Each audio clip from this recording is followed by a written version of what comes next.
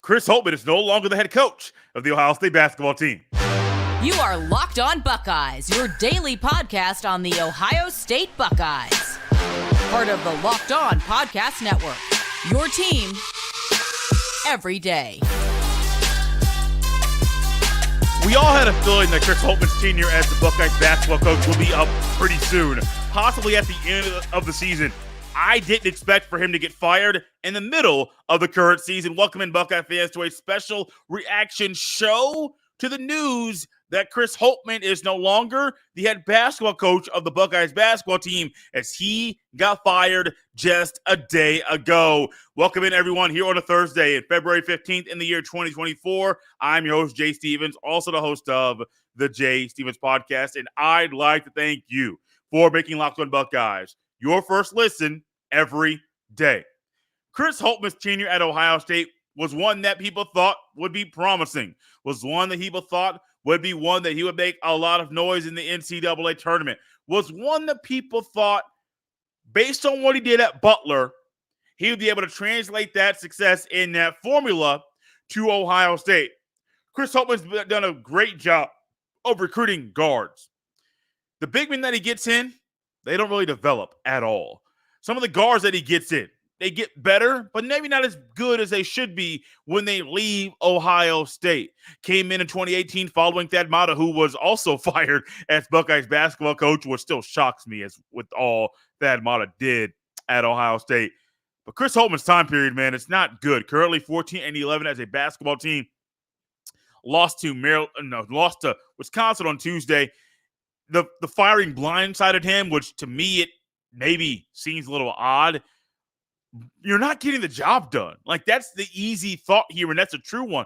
Chris Holtmann has failed in numerous areas. Now, we talk a lot about Ohio State not making it deep past the first weekend of the NCAA tournament under Chris Holtmann. Okay, that's reality. What we have failed to really realize and discuss is a straight downfall post-COVID. Post-COVID, Ohio State's basketball team really ain't been that hot.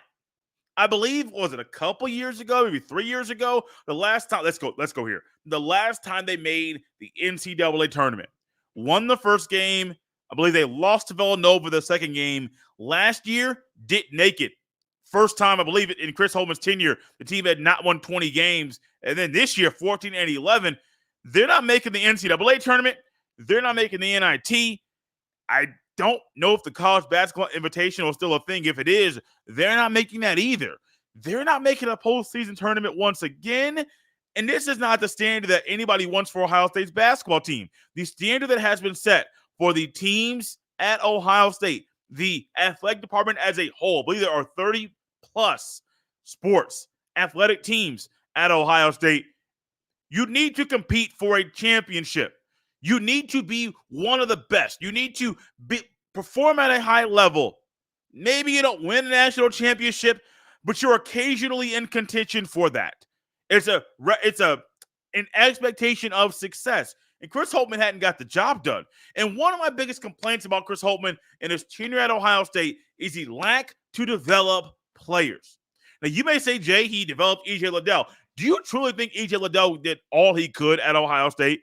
Phenomenal basketball player. I'm not trying to say that Chris Holtmann didn't get a lot out of E.J. Liddell, but man, I really wonder if there was a little bit more. Dwayne Washington Jr. got a lot out of him. The current setup, Rodney Gale Jr., Bruce Thornton, good players. I think you get more to Gale Jr. I think there's a gear he can go to that hasn't been tapped into yet. Felix Okpara had a lot of promise by some. I haven't seen that potential. I haven't at all. One of my biggest complaints about him is lack of developing of not just players, of big men in general. I just don't see it. I don't see it at all. And I really wonder if when he came in, the players that were here, if they weren't at Ohio State, I wonder if he made it to the 2023-2024 season, because that part may have saved and made Chris Holtmann's tenure longer than maybe it should have been. Chris Holtmann got fired, is going to get $12.8 million via his contract in a buyout form. Must be nice to be a college coach, man. College basketball coach, especially in this situation. You get fired and you get paid. and you're going to be able to get another job at the same sport, at the same level? Must be. I'm not going to say must be nice because it's not fun being fired. I have been fired before. It is a horrible, horrible feeling, especially when it blindsides you. I got a little bit of a warning from the boss, still one that was not one that I thought, hey, it's actually going to happen because things were not the way that he thought they were. And I thought somebody told him at the time, hey, things are a little bit different than what you see, than the way you perceive them, buddy. But he didn't care what anybody else said. He let me go. Chris Holtmann is let go. You hate seeing someone lose their job, but he didn't get the job done at all. It's unfortunate, but that's just the way the cookie crumbles. Now, what's next for the basketball program? We'll dive into that next in the special reaction pod following Chris Holtmann's firing as the Ohio State basketball coach. This reaction pod is brought to you by our friends at FanDuel. Get buckets with your first bet on FanDuel, America's #1 sports book, because right now new customers get $150 in bonus bets with any winning $5 bet. Guys, that's $150 if your bet wins. Bet on all your favorite NBA players and teams with quick bets, live same-game parlays, exclusive props, and more. Simply visit FanDuel.com/lockedon and shoot your shot. FanDuel, official sportsbook partner of the NBA. This episode is also brought to you by Gametime. Gametime is the fast and easy way to buy tickets for all the sports, music, comedy, and theater events near you. And right now, all users get $100 off when they buy a big game ticket with code Vegas100. With killer last-minute deals, all-in prices, views from your seat, and the best price guarantee, Gametime takes the guesswork out of buying tickets. See the view from your seat before you buy, so you know exactly what to expect when you arrive. All-in prices show your total up front, so you know you're getting a great deal before you check out. Buy tickets in seconds with 2 taps. Take the guesswork out of buying tickets with Gametime. Right now, all Gametime users get $100 off a big game ticket with code Vegas100.